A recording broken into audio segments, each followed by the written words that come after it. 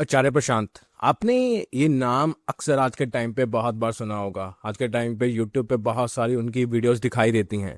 Spirituality के ऊपर, अध्यात्म के ऊपर उनके कई कई तरह के विचार होते हैं। उनके 60 मिलियन से भी ज़्यादा यूट्यूब पे आज के टाइम पे फॉलोअर्स हैं। तो इसलिए उनके द्वारा दिए गए कोई भी विचार एक बहुत बड़े सोसाइटी के तबके को इफेक्ट करते हैं।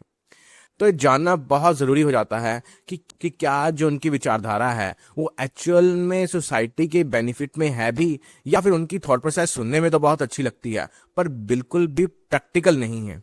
तो चलिए आज की वीडियो में हम उनकी इस विचारधारा के ऊपर ही सवाल उठाएंगे और इसको गहराई से जानने की कोशिश करेंगे कि क्या सच में उनकी फिलॉसफी में कोई दम है, या फिर ये सिर्फ किताबों में की गई बातें ही लगती हैं। देखिए, मेरी इस वीडियो इस बात पे बेस नहीं रहेगी कि जो आचार्य प्रशांत अपनी वीडियो में वेदांत के नाम पर बताते हैं कि वो एक्चुअल में वो उपनिषदों में लिखा हुआ है भी या नहीं।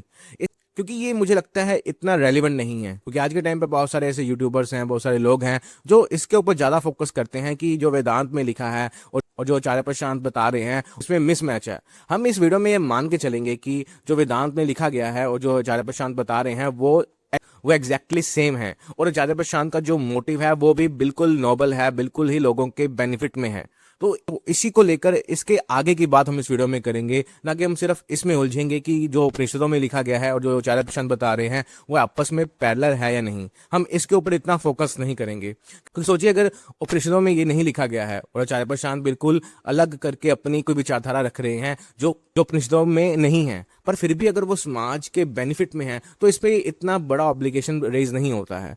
और अगर अगर वेदांत में ही वो बात लिखी गई है और आचार्य प्रशांत भी वही बता रहे हैं तो फिर भी इसमें कोई प्रॉब्लम नहीं है। अब मेन जो इशू है वो इस बात का है कि जो वो विचारधारा वेदांत के नाम पे या फिर अपनी विचारधारा वो रख रहे हैं कि क्या वो एक्चुअल में प्रैक्टिकल हम अपनी जिंदगी में उतार सकते हैं, कि क्या एक्चुअल में लोगों को उससे कोई फायदा मिलेगा, कि क्या हम एज एन सोसाइटी ग्रो कर पाएंगे, क्या हमारी लाइफ में जो प्रॉब्लम्स हैं, जो चुनौतियां हम आए दिन महसूस करते हैं, फील करते हैं, उसको वो एलिमिनेट करने का काम करेंगी, या फिर वो सिर्फ और सिर्फ उन प्रॉब्लम्स को पर्दे में रखने का काम करती हैं और वही सामाजिक ढांचा बनाए रखने का काम करती हैं जो आज तक चलती आ रही हैं। चलिए इसी के साथ इस वीडियो को शुरू करते हैं और उनकी आइडियोलॉजी को बिल्कुल डीप में जाकर समझते हैं। देखिए, सबसे पहले तो आपने इस बात को नोटिस करा होगा कि जो आचार्य प्रशांत है वो इंडिविजुअल पे काफी ज्यादा जो है वो फोकस करते हैं। जैसे कि फॉर एग्जांपल कोई इंसान अगर उनको वाकई बोलता है कि मुझे अच्छी जॉब नहीं मिल रही, मुझे अच्छा काम नहीं मिल रहा, तो वो उस इंसान पर ही क्वेश्चन रेज करते हैं कि क्यों तुम नौकरी ढूंढना चाहते हो, क्यों तुम जॉब करना चाहते हो, तुम अपना काम बिजनेस क्यों नहीं शुरू कर लेते।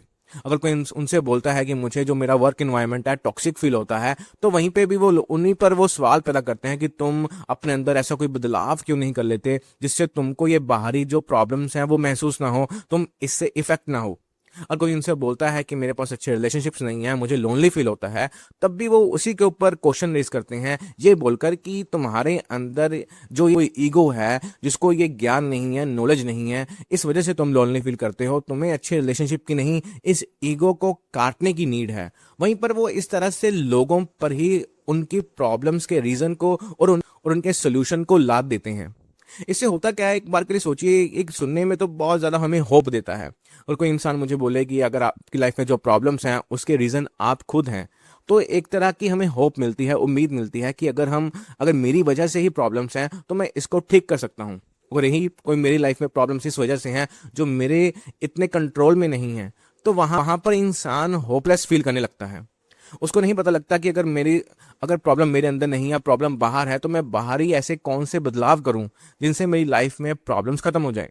इस तरह से जो आचार्य प्रशांत की जो वीडियोस हैं वो बहुत ज्यादा इंडिविजुअल सेंट्रिक हैं। बेशक वो लोगों को होप देने का काम जरूर करती हैं, पर वो एक्चुअल में हमें कोई सोल्यूशन ऑफर करती हैं।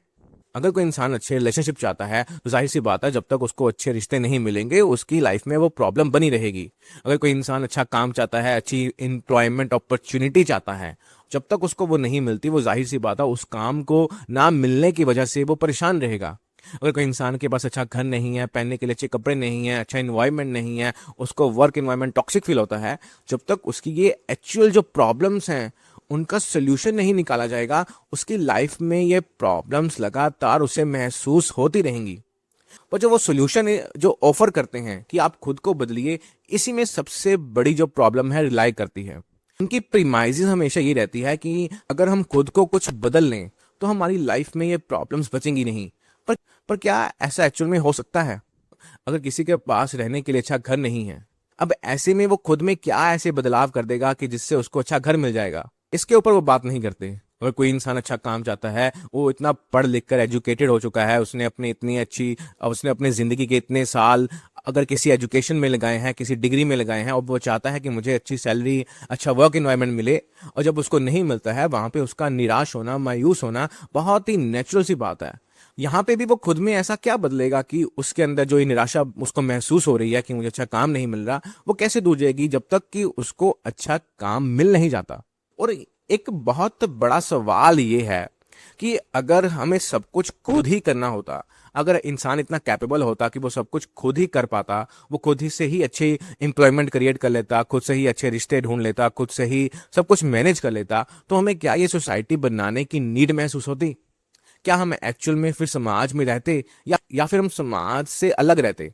हमारा समाज में किसी सोसाइटी में रहने का मतलब यही रहता है कि इंसान एक सोशल बीइंग है, उसकी जो ज़रूरतें हैं वो दूसरे लोगों पर डिपेंड करती हैं। अगर जैसे कि फॉर एग्जांपल आचार्य प्रशांत भी इतनी बड़ी संस्था को चलाते हैं, तो जाहिर सी बात है कोई एक अकेले इंसान के बस की बात नहीं है।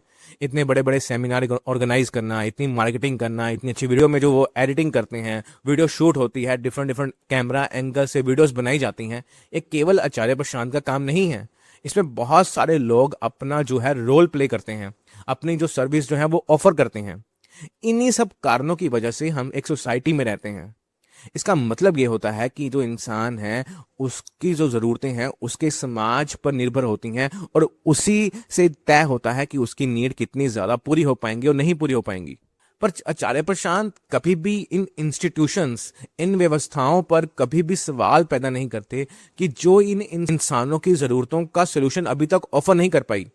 फॉर एग्जाम्पल के तौर पे हमारा एजुकेशन इंस्टीट्यूट, हम जानते हैं कि हमें आज तक स्कूल्स में वो पढ़ाया जाता है जिसकी एक्चुअल वर्क लाइफ में कोई इंपॉर्टेंस नहीं है। लोगों को, बच्चों को वो पढ़ने के लिए मजबूर किया जाता है जिनका एक्चुअल में उसमें इंटरेस्ट नहीं है। कोई बनना डॉक्टर चाहता है, उसको पर उसके पास इतने पैसे नहीं है, क्योंकि आज के टाइम में डॉक्टर बनना कितना एक्सपेंसिव है, तो वो उसको अपने सपने को मानना पड़ता है। अब उसको कुछ ऐसा काम करना पड़ेगा जिसको में उसको एक्चुअल में इंटरेस्ट है नहीं, उसमें उसका पैशन है नहीं। अब सोचिए, ऐसा इंसान ना फिर इधर का रहता है, ना ही वो अच्छा डॉक्टर बन पाता है, और ना ही वो कोई और अच्छा काम कर पाता है, क्योंकि वो डॉक्टर बनने के लिए पैदा हुआ था। इस तरह से वो जो एक्चुअल इंस्टीट्यूशंस में, एक्चुअल व्यवस्थाओं में, मैनेजमेंट में जो दिखते हैं, वो उन पे सवाल पैदा नहीं करते। जैसे कि सबसे बड़ी प्रॉब्लम हमारे इकोनॉमिक इंस्टीट्यूशन में है। जो लेबर जिनकी वजह से हम घरों में रहते हैं, जिन पे आचार्य प्रशांत इतने बड़े बड़े सेशन ऑर्गेनाइज करते हैं, जिन बिल्डिंगों में रहकर वो प्रवचन देते हैं, वो किसी लेबर नहीं बनाई है। पर ये इस बात पे कोई सवाल नहीं है कि उनको इतनी कम सैलरी क्यों मिलती है। एक इंसान की जो सैलरी है वो 10,000 से भी नीचे है, और वहीं एक इंसान करोड़ों रुपए से भी ज्यादा की इनकम रखता है। इस पे कभी कोई सवाल नहीं है। एक्चुअल में इन प्रॉब्लम्स को नजरअंदाज करके लोगों के ऊपर ही ब्लेम को लाद दिया जाता है। अब इससे होता क्या है, लोगों को भी ऐसा लगने लगता है कि हमारे भीतर कोई प्रॉब्लम है जिसको हम कुछ जान करके, कुछ सुप्रीम नॉलेज हासिल करके अपने इन प्रॉब्लम्स का सोल्यूशन निकाल सकते हैं।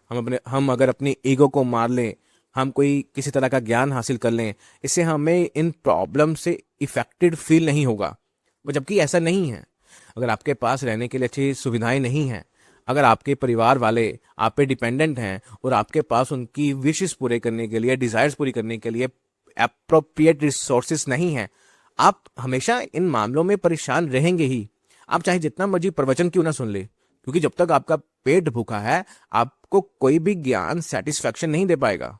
इन सब में जो एक्चुअल प्रॉब्लम किसी इंसान में नहीं है, प्रॉब्लम इस इंस्टीट्यूशंस में है, व्यवस्थाओं में है। पर कभी आचार्य प्रशांत की वीडियोस इनडायरेक्टली इंस्टीट्यूशंस पर सवाल ही पैदा नहीं करती, वो सीधा इंडिविजुअल को ही ब्लेम करने लगती है। पर जो उनको क्रिटिसाइज भी करते हैं, जो लोग उन पे वीडियोस भी बनाते हैं कि आचार्य प्रशांत जो वेदांत को है वो मिस यूज कर रहे हैं, वेदांत में वो लिखा भी नहीं है, फिर भी वो उसकी कोटेशन करके उन विचारधाराओं को रख रहे हैं, हम इसी में उलझ जाते हैं। इसको देखने की बजाय कि अगर मान लेते हैं कि जो वो बता रहे हैं वो वेदांत में लिखा भी है, कि क्या वो एक्चुअल में हमें कोई सोल्यूशन ऑफर फिर भी कर भी रहा है कि नहीं। अगर वो हमें एक्चुअल में कोई सोल्यूशन ऑफर नहीं कर रहा, चाहे वो वेदांत में लिखा हो, चाहे वो आचार्य प्रशांत की बातों में हो, तब भी हमें कोई बेनिफिट इसका है नहीं। तो चलिए इसी के साथ इस वीडियो को ख़त्म करते हैं। मुझे उम्मीद है आपको ये वीडियो में जो मैं बताना चाह रहा था आपको समझ में आया होगा।